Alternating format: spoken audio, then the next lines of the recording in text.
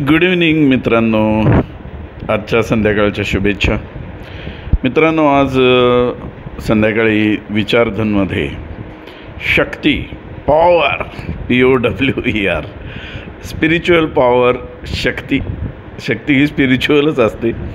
ती आमची इलेक्ट्रिसिटी असो, या ध्वनीतनं निर्माण होणारी कंपनं असोत किंवा कुठलीही ऊर्जा असो, तुमच्या विचारांची सुद्धा सूक्ष्म लहरी आहेत, ती पण ऊर्जा आहे. तर ही जी शक्ती आहे, ही शक्ती म्हणजे ईश्वरच आहे.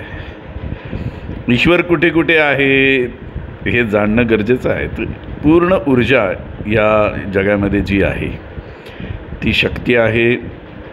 आणि या शक्तीला सामावून घेणारी जी पोकळी, ज्याला आपण स्पेस म्हणतो, ती स्पेस म्हणजे शिव आहे. तर शिव आणि शक्ती, तर शिव हा शक्तीला व्यापून असणारी ही शिवाची जी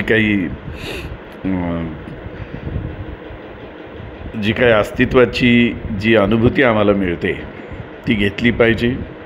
शक्तीला सामावून घेणारा शिव, आणि शिवशक्ती म्हणजे ही संपूर्ण चराचराचं रूप. म्हणजे वैज्ञानिकसुद्धा म्हणतात की, म्हणजे असं आपण म्हणतो की या स्पेसमध्ये काय आहे, तर एनर्जी, मॅटर अँड स्पेस. तर मॅटर ही सुद्धा एनर्जीच आहे, ती सुप्त स्वरूपात आहे. तर स्पेस आणि एनर्जी असा हा विषय वैज्ञानिकदृष्ट्या पण होतो.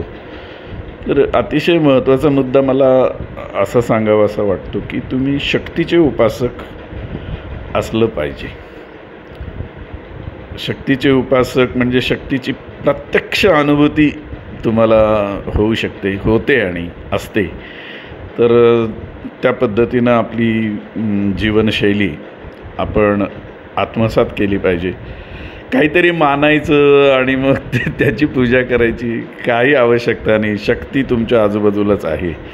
मग ज्या उजेडामध्ये, ज्या लाईटच्या उजेडामध्ये मी बोलतो आहे, ज्या ऊर्जा ध्वनिकंपन संख्येनं, साऊंड एनर्जीच्या माध्यमातून मी अभिव्यक्त होतो आहे, किंवा ज्या शक्तीच्या माध्यमातून तुम्ही ऐकण्याची क्षमता तुमच्यामध्ये, पंचप्राण आहेत. पंचप्राण हे वायूचेच प्रकार आहेत.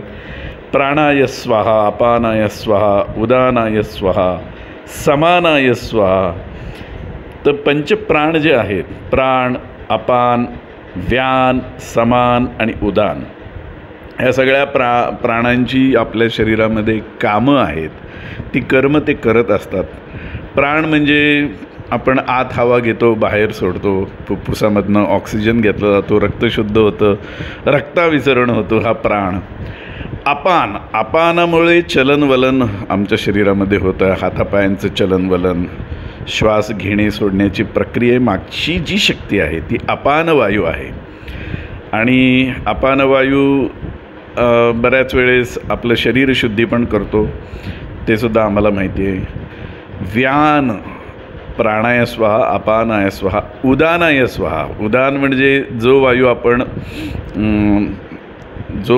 जी शक्ती, वायूची शक्ती, जो प्राण, अनावश्यक जी ऊर्जा असते, अनावश्यक गोष्टी ज्या असतात वायूमधल्या, त्या बाहेर टाकल्या जातात. मग त्यामध्ये उच्छ्वास आहे, ढेकर आहे.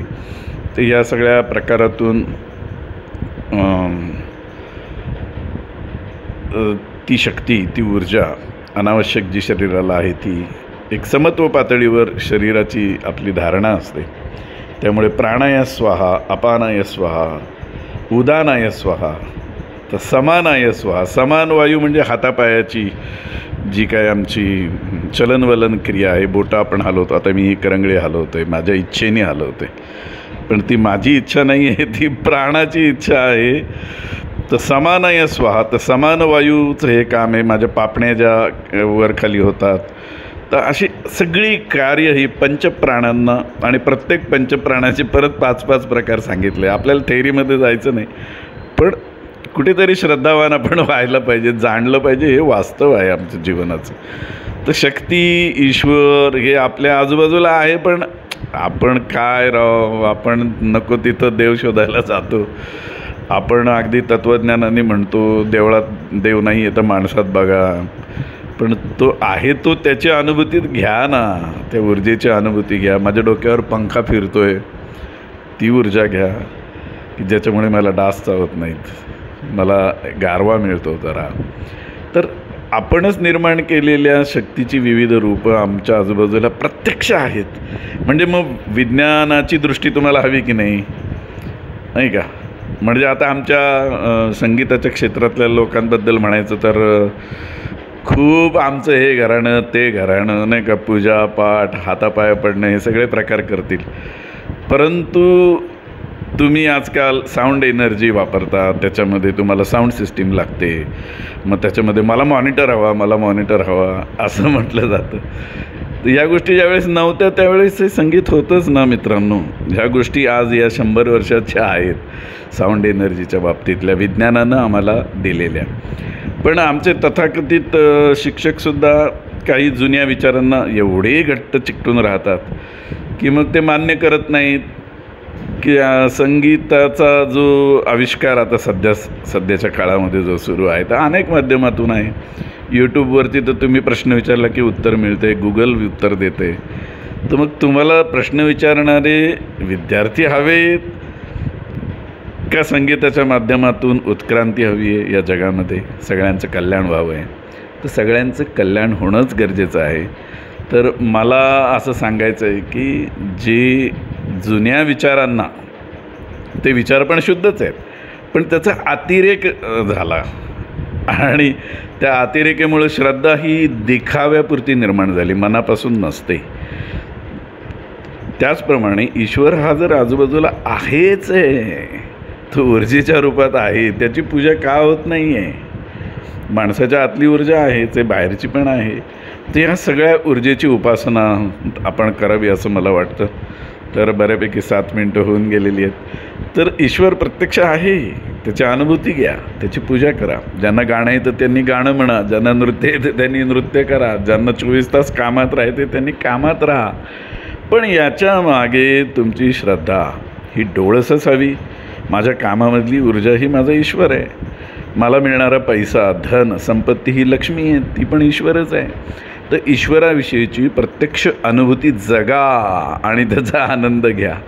म्हणजे मग सो कॉल जी काय चुकीचे म्हणतात ना आपण, दैन्य, दुःख वगैरे ज्या गोष्टी आहेत त्या तुमच्या आयुष्यातल्या कमी कमी कमी कमी कमी होत जातील. कारण ते नसणं ही अवस्था नाही आहे, ती कमी असण्याची अवस्था आहे. इतकं पॉझिटिव्ह तुम्ही व्हावं जीवनामध्ये असं मला वाटतं. तर सर्वांना आजच्या शुभेच्छा. धन्यवाद. थँक्यू.